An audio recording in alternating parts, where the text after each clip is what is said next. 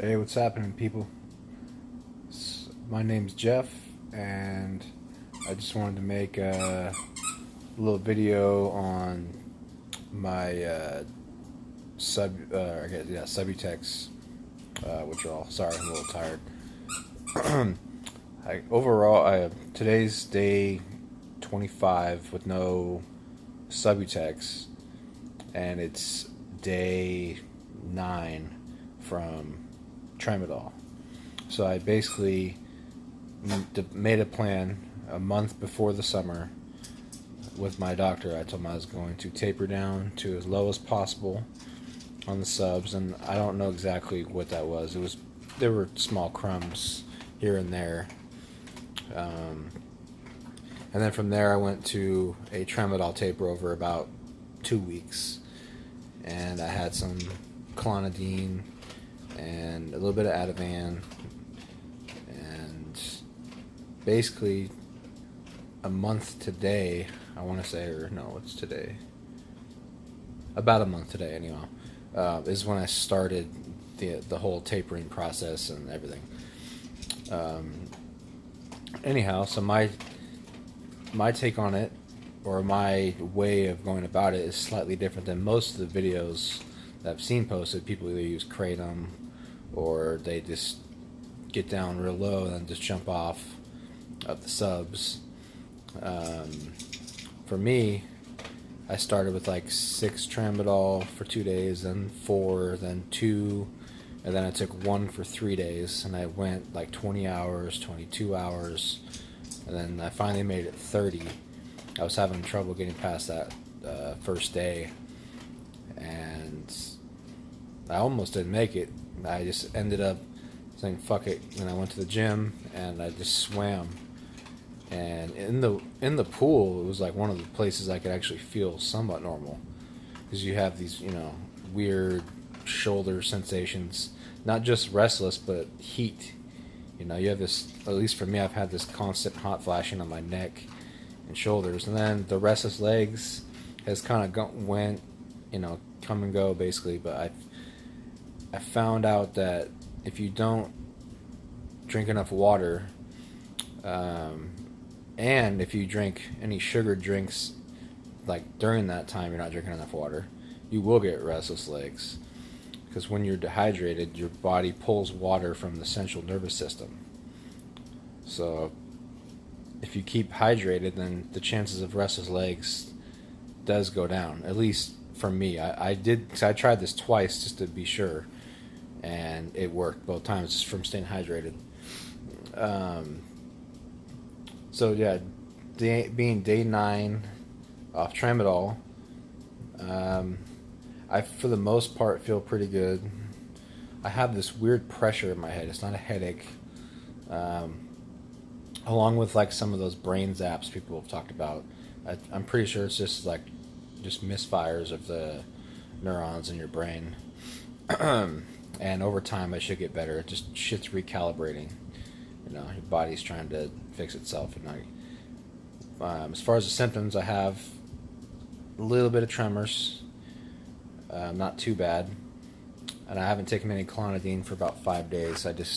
You can get rebound hypertension if you take clonidine for too long, and then you jump off of it. And just like Ativan, if you take that for too many days consecutively, you can deal with that. So best practice would be to take as little as possible.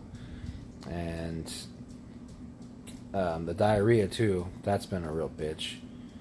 I recommend ahead of time getting some baby wipes, because you're gonna have to keep wiping and wiping and wiping, as gross as that is, but this is the reality of things. Shit's gonna burn. I mean, my god, I feel like I'm a fucking dragon blowing fire out of my ass. But I know that if I take Imodium, it will stop it temporarily, but your opioid receptors in your gut, they're not gonna go back to the way that it was. Just like in your head, you got to stop to make it. It's gonna get better, or it's gonna get worse before it gets better. Sorry, a little foggy.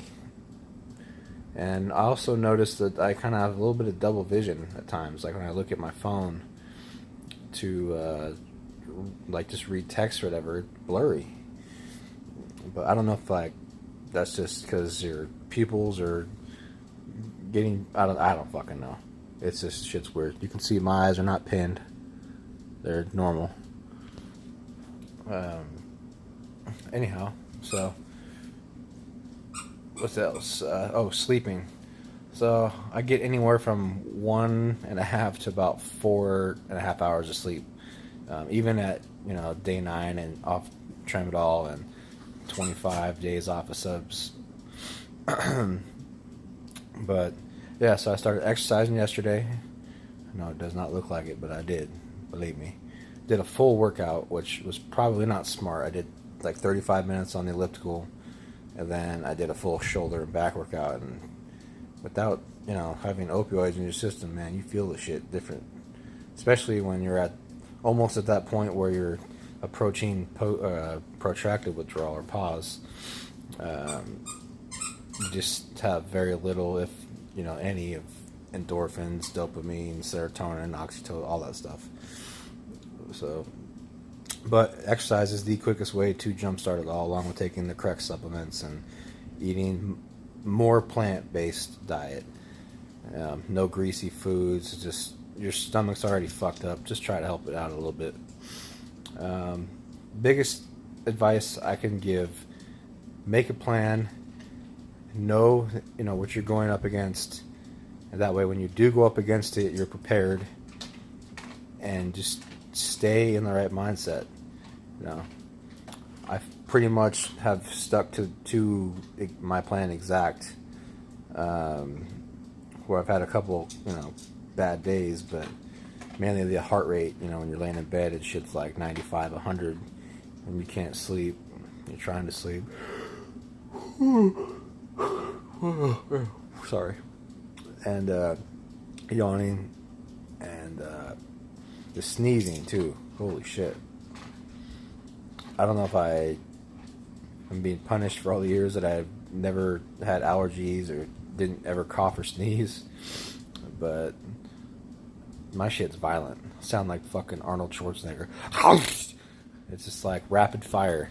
People were turning around looking for Arnold's ass. I mean, I swear to God. I went to the grocery store. I was kind of embarrassed. And then you're worried about shitting your pants while you sneeze. You're trying to hold that in. If you're out, somewhere, then it hits you. I mean, so anyhow, it's kind of a bitch, but it's getting better. And just wanted to kind of share a brief, but different side, as far as another alternative plan. I will say the tapering with the tramadol for me made everything manageable. So just whatever works for you, obviously, and for anyone else, whoever watches this, just do you. But hopefully with all the information from folks like us out there, you can at least have an informed decision, or you can make an informed decision. So anyhow, everybody keep fighting the good fight. Don't give up. Support groups are, like as far as your family and all that. Tell people what you're dealing with, like daily, hourly, whatever. It helps. I don't know exactly why that is, but it's almost. I kind of feel like I was bragging about, and to an extent, like trying to make myself feel better that I went through it and I've been sticking with it and all that. You're almost excited to tell people what you dealt with. Just be like, yeah, dude, I've been literally feeling like shit for the last 30 days. I went through this, that, and that, and people were just like, fuck, you poor guy. But I don't want sympathy. It's more along the lines of just communicating. So, open communication with your spouse, family, all that's good. Exercise. And I'm definitely talking to myself because doing this video, man, my shit looks puffy. My face is, man, the mirror in the bathroom and the camera are different. Camera adds a few 100 pounds for sure. So, anyhow, hope everybody has a good rest of the day. Talk to you soon.